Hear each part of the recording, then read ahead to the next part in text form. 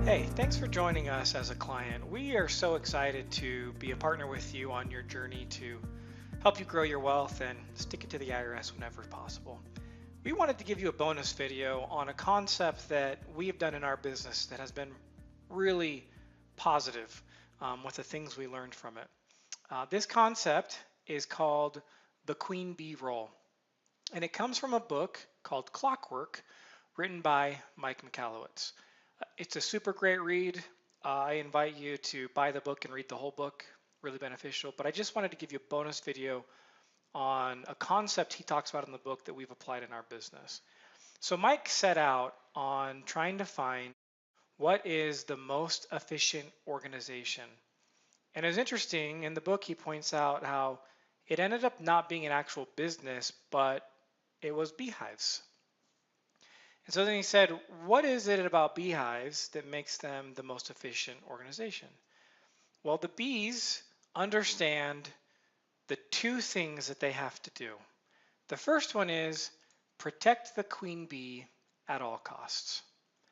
The second thing is only if the queen bee is protected, then they can do their primary job. Now, in the book, he likes to point out the fact it's not that the queen bee is the most important person in the organization. It's the fact that her role is the most important part of the hive. So we call that a QBR, queen bee role. If the queen doesn't lay eggs, the hive will die. And so these bees go about their work, but if at any point the queen bee is threatened for whatever reason, they will stop whatever they do and eliminate that threat.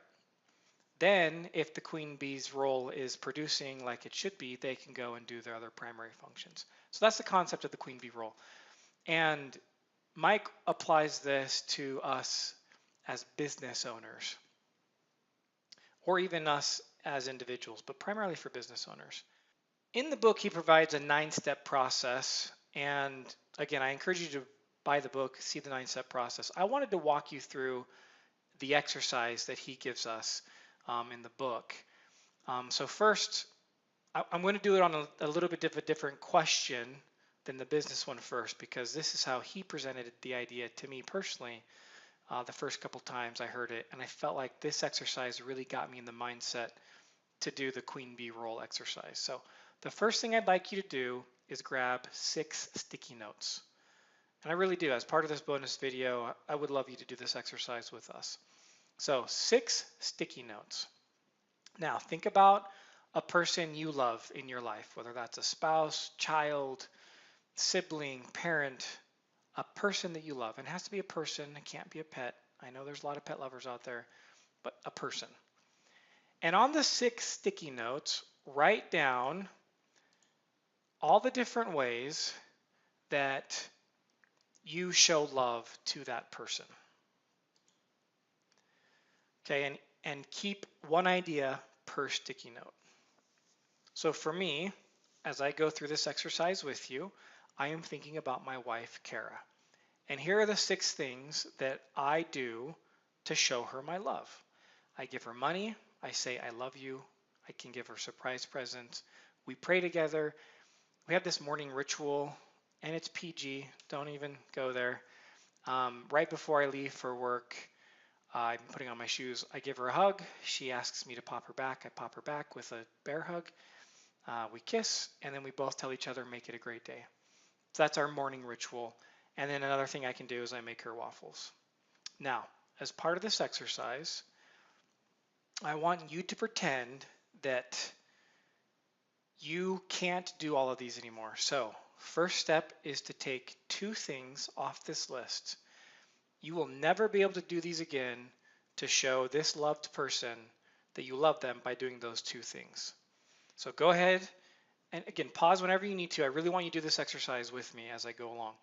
So 2 things on your list that if you never did them again, you could live with that because you have the other ways to show your love.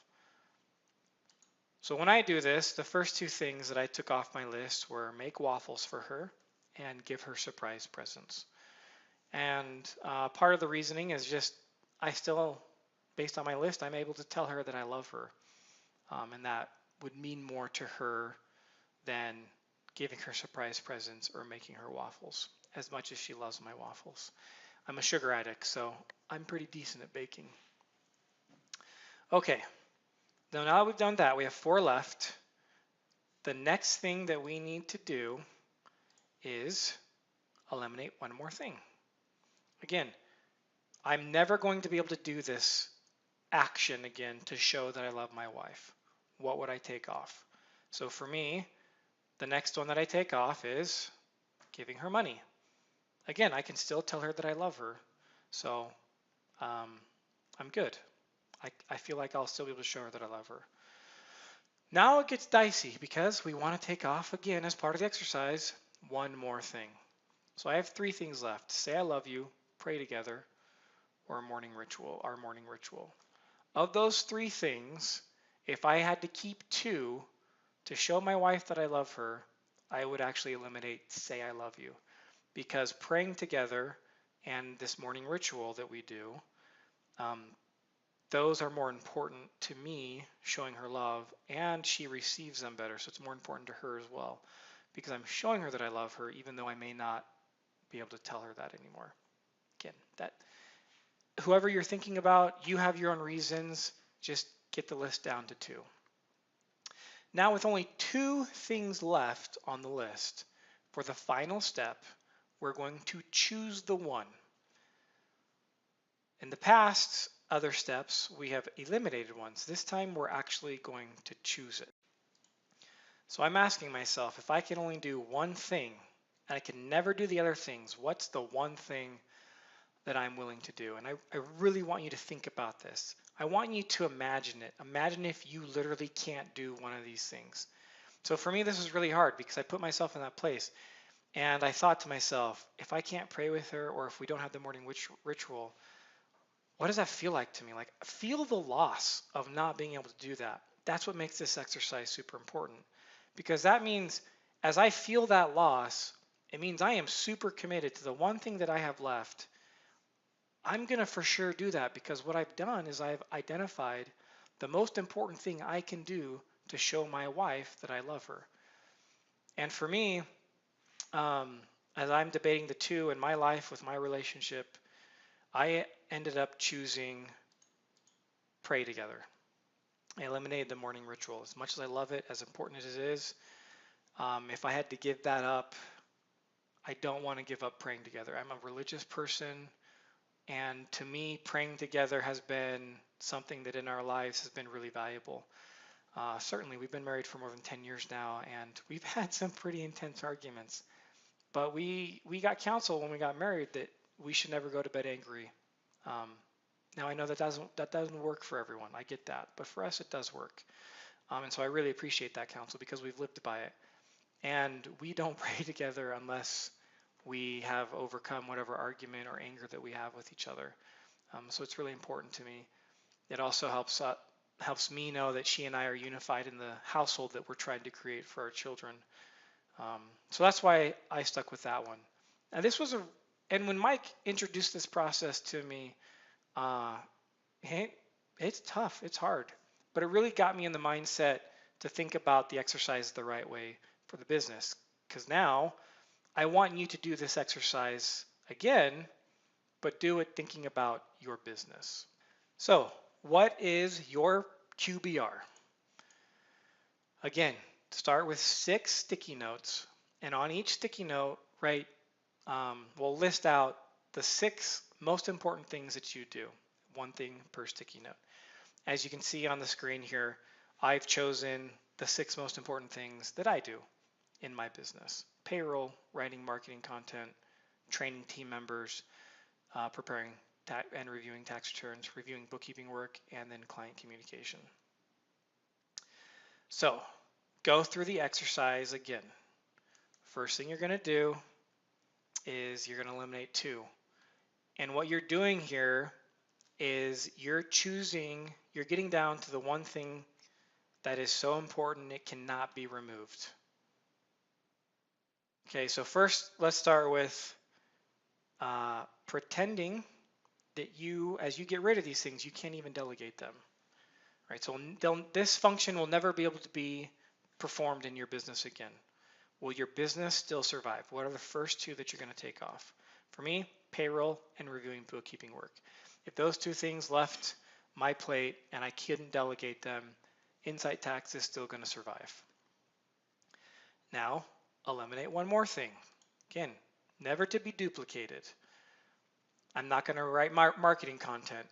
If I don't write marketing content, if I do a good enough job, our clients will love us and they'll give us client referrals, and that's all the marketing that I would need, technically, under this exercise. So I'm good removing that as well.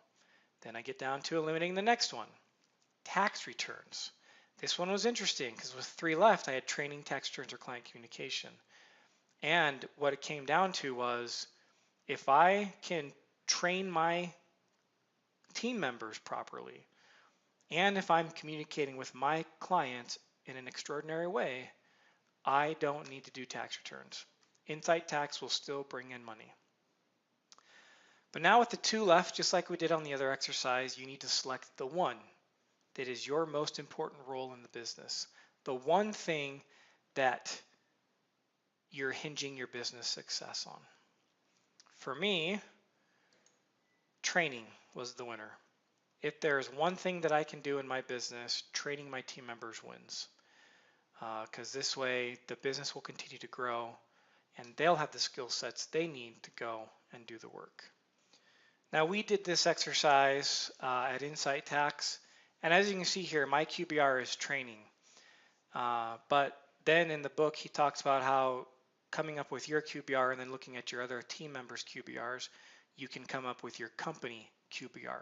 So if you're one person, a solopreneur right now, chances are your queen bee role is also the business's queen bee role. We have a team now of more than 10 people. So what I do is the most important primary job function for me is not necessarily the QBR for our business. So we went through this exercise. And it's interesting, we found that our company QBR is client communication. So what that means is, first of all, mine being training, if client communication is ever at risk, I need to stop even training functions and make sure client communication is protected at all costs. This, again, like I said, has been really, really beneficial for my business. Look, we're human, and occasionally clients frustrate us, especially during tax season. And that's, we remind ourselves often, the clients pay our bills. The clients are the reasons we wake up in the morning. The clients are the people we're trying to protect against the IRS. Like, everything is about the client, but it doesn't stop us from allowing ourselves to become frustrated sometimes, especially during tax season, which is generally more stressful. So in the past, there have been scenarios where we would be doing something, and everybody knows the fallacies of multitasking by now, that interrupting yourself in the middle of a project is really detrimental to your efficiency and productivity. So if a client called in, but someone was in the middle of a project, they would just say, take a message and I'll call them back. Which isn't bad, but at the same time, now that we've identified that the one thing we're hinging our business success on is communicating effectively with our clients, now we protect that at all costs. So when a team member calls in, when a client calls in, we drop what we're doing, even though it makes us inefficient with something that we're in the middle of. We're protecting the queen bee role. We're protecting client communication. It's also allowed us to not become frustrated when clients call in, because now instead of thinking of it as this client's interrupting what I'm doing right now, we're thinking, perfect, I'm going to communicate with my client, because as long as I do this, the other stuff will fall into place. Now, we're not perfect at it, and certainly some team members are much better at it than others, but we all now have a unified goal working towards accomplishing this queen bee role. There's been other auxiliary benefits as well, but my encouragement to you is that you do these exercises and find your queen bee role. I feel like it's one of the most important things that I've done in my business, certainly in the last couple years, to help us all get on the same page with the same purpose. I encourage you to buy the book Clockwork. There's a bunch of other stuff in there, and true to Mike Michalowicz fashion, not only does he educate but he provides actionable items that can be easily followed. I think this is one of the best business books I've ever read, and again, encourage you to pick it up if you haven't already. So hopefully this training was useful to you. Again, we're so grateful that you've chosen us to work with you, and let us know if we can help you in any way, and we'll see you around.